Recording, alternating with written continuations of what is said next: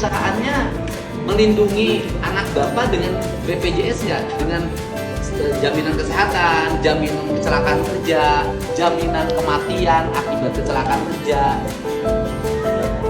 Nggak tahu. Nanti dicek Pak Sekda. Jangan tidak melindungi pegawai, jangan hidup hanya mementingkan dirinya saja dan mementingkan usahanya saja, seperti itu. Dan jangan abai terhadap apa yang menjadi warning. Kelalaian kan unsurnya nanti ada unsur biarkan kepolisian bekerja secara profesional dan saya akan menghormati apapun yang menjadi keputusan kepolisian Cirebon. Jadi sudah ranahnya kan sudah arah pidana, jadi saya tidak mencampuri, itu biarkan.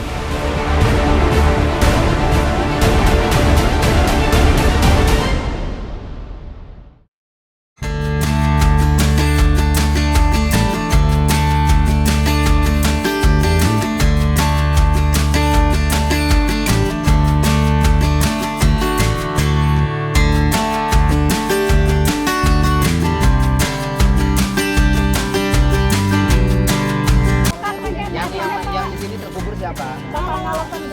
Orang mana? Apanya? Adiknya. Orang bapak. Dulu kuliah atau apa? Meninggalkan anak berapa orang? Anaknya 4. Bisa. Nanti anak-anaknya saya identifikasi ya. Saya nanti jamin biaya pendidikannya ya. Saya. Oke, nanti saya kumpulkan keluarganya, mungkin besok saya kumpulkan. Karena kalau satu-satu kan nyebar nih tempatnya pada jauh. Ya nanti saya undang untuk ketemu saya semuanya. Ya, mungkin besok lusa lah sudah ada turun. Ya, ya, makasih.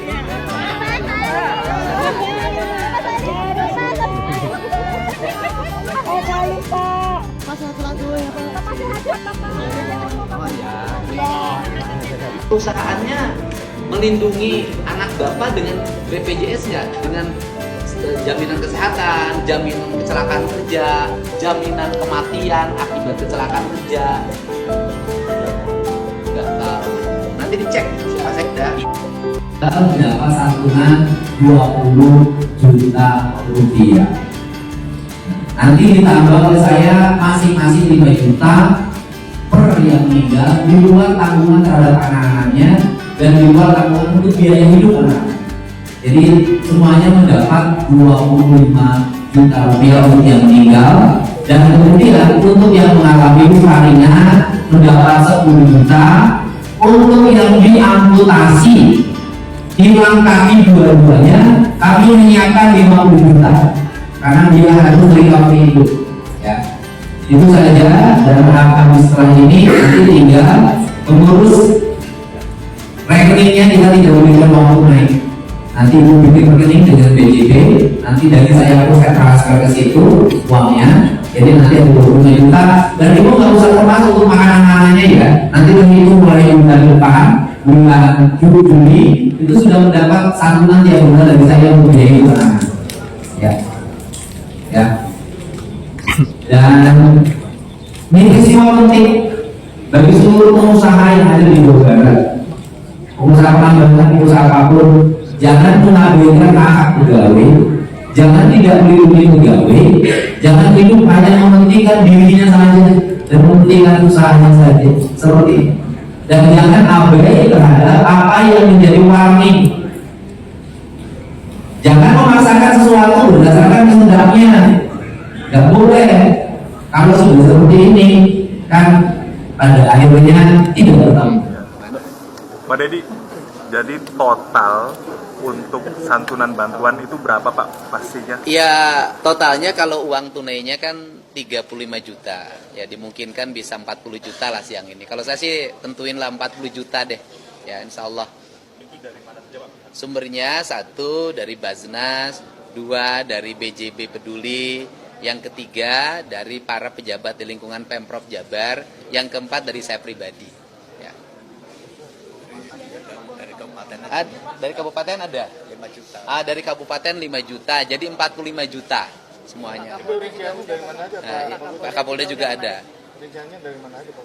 Ya udah tuh udah hampir 50 juta. Pak Kapolda sudah bantu, Bu Kapolres sudah bantu, Pak Bupati sudah bantu, Pemprov dan jajarannya bantu. Sudah.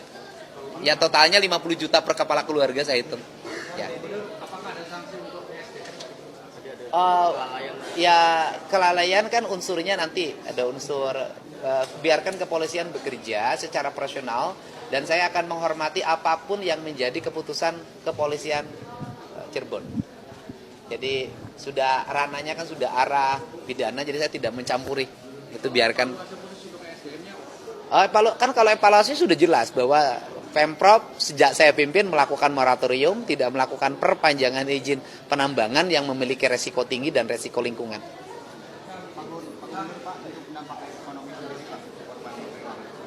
Kenapa?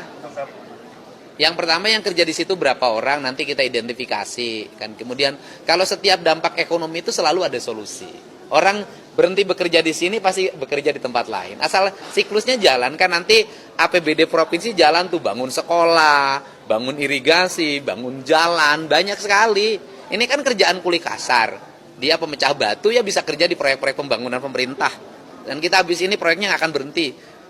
Dinas Pendidikan aja hampir 700 miliar. Pekerjaan di wilayah Cirebon banyak banget pekerjaannya. Ya. Pak, untuk bantuan pendidikan itu pastikan sampai anaknya SMA, tamat SMA, karena jumlahnya sangat banyak. Tetapi kalau mereka ingin meneruskan perguruan tinggi nggak ada problem. Kita pasti support, asalkan memiliki kualifikasi.